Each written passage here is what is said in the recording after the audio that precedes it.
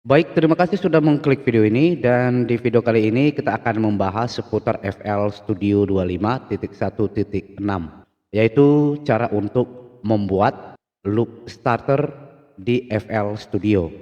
Jadi untuk loop starter ini fiturnya ada di FL Studio 25.1.6. Jadi untuk versi sebelumnya itu masih belum ada. Nah, di sini kita akan langsung buka FL Studio 25. Nanti tampilannya akan seperti ini. Kemudian di sini kita close saja.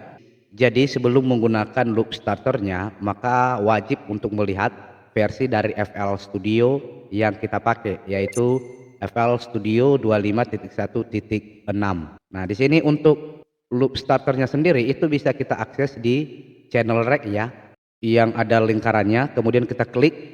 Kemudian di sini ada genre, mau kita yang mana, apakah AMI piano, dan di sini kita akan coba yang hip hop dulu.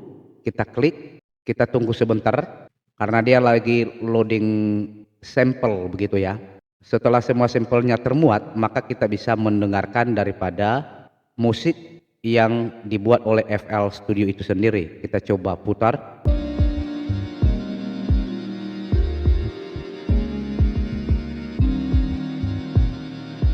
Jadi ini bisa kita masukkan juga di playlist nantinya, seperti itu. Jadi di video ini kita hanya akan membahas bagaimana cara untuk memasukkan loop starter ini ya, sehingga tidak banyak yang bertanya-tanya seperti itu. Kemudian di sini kita bisa juga ubah untuk genrenya ini hip hop, kita ubah ke EDM. Oke, setelah sampelnya termuat kita coba putar.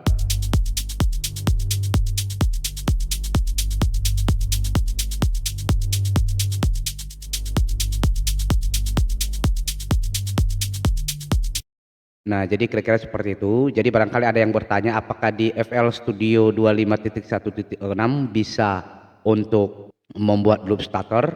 Jawabannya bisa, ya seperti itu.